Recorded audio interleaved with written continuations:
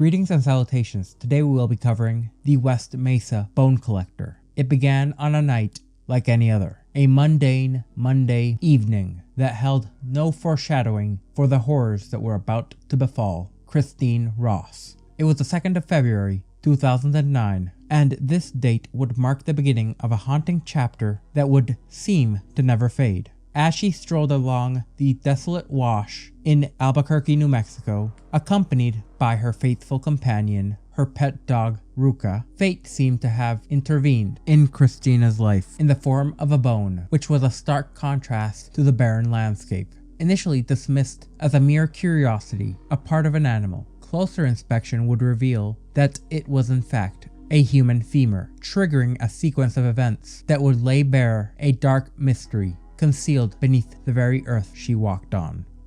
What investigators would find lying just beneath the surface was not just a mere bone, but something that would forever stain the city's history, creating a grim tableau which would become known as the West Mesa Murders. Investigators would find the remains of 11 lifeless bodies, all in advanced stages of decomposition, which had degraded to a point that they could not be recognized due to exposure.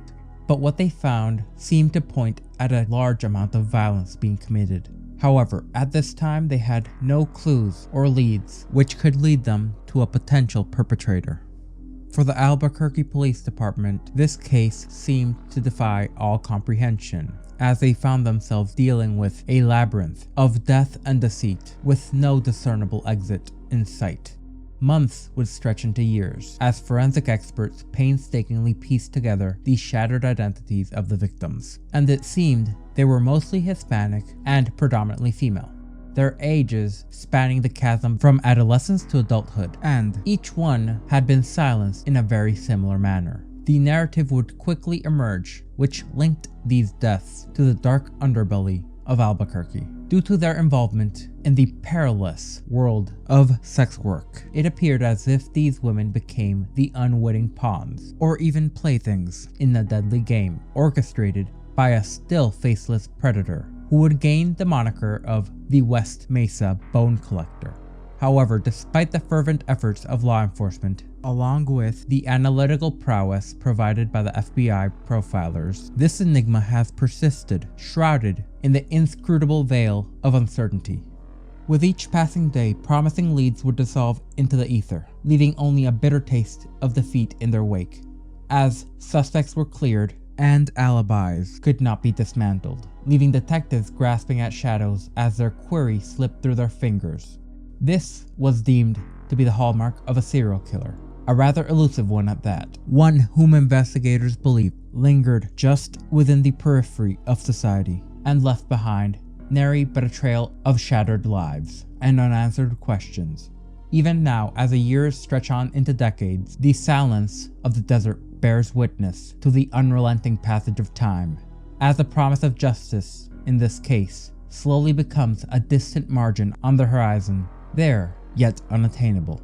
However, as we see with the continued investigation into this case, it has been proven that the unrelenting human spirit will continue to seek out answers, even when only fueled by whispered prayers. Now to go on to further detail. When Ross found the discarded remains, she was unsure of the bone's origin, yet she seemed to quickly recognize the situation, as she would reach out to her sister as she sent a singular snapshot, which led to the confirmation of her greatest fears.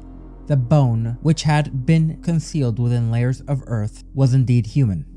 In the aftermath of her fateful discovery, the authorities would quickly be contacted, and while albeit slowly, they would answer, as the Albuquerque Police Department would embark on an investigation into the heart of darkness, armed with little more than the remains of what they at the time believed was a singular individual.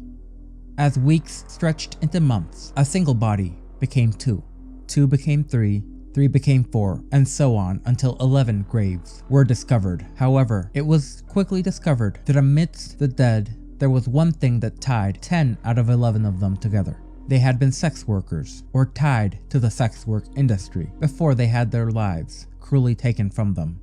Amidst the sea of despair, one figure seemed to stand out. This victim stands out from the rest due to being both a 15-year-old and the only victim who was pregnant at the time of her death. Her name was Sylviana Edwards, and she was a runaway from Lawtown, Oklahoma. As the investigation unfolded, more and more promises were made by the authorities, assurances of justice for the fallen, closure for the grieving, and so on. Unfortunately, as days turned into nights and months into years, no movement was made, and they were no closer to resolving this case.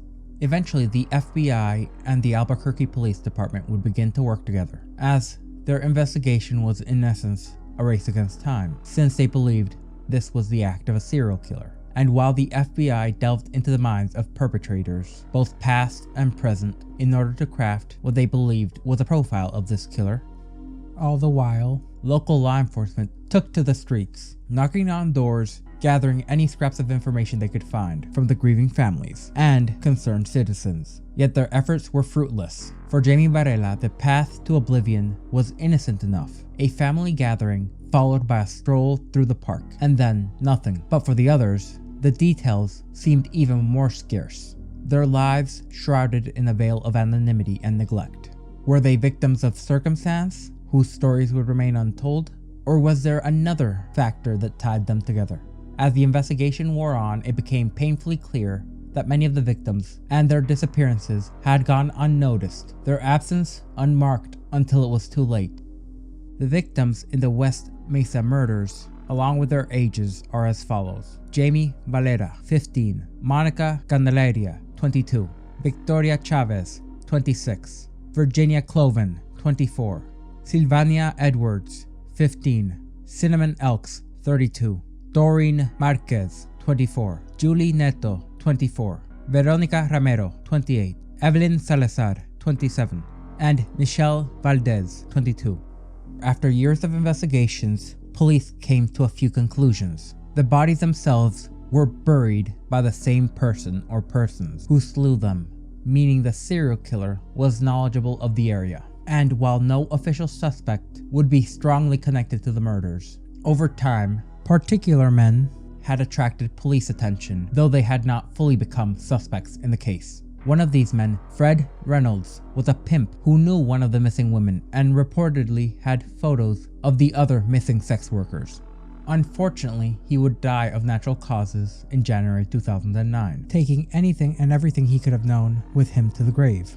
Another suspect was Lorenzo Montoya, and he lived less than 3 miles from the burial site. And in 2006, there were reportedly dirt trails leading from his trailer park to the site, and he had twice been arrested for violent attacks on sex workers. This, along with the fact that he had to kill and bury his girlfriend in a similar manner to which had been done to the victims of the bone collector, raised many an eyebrow.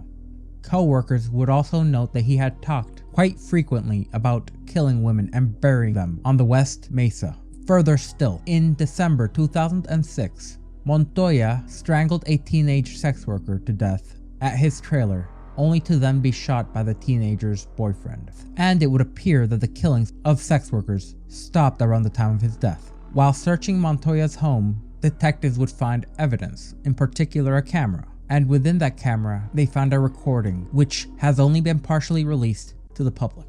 According to the police, the first part of the video showed Montoya having relations with an unidentified and possibly deceased woman, before fading to black and transitioning to show the portion which was released to the public, which depicted a wall along with a bed in the foreground.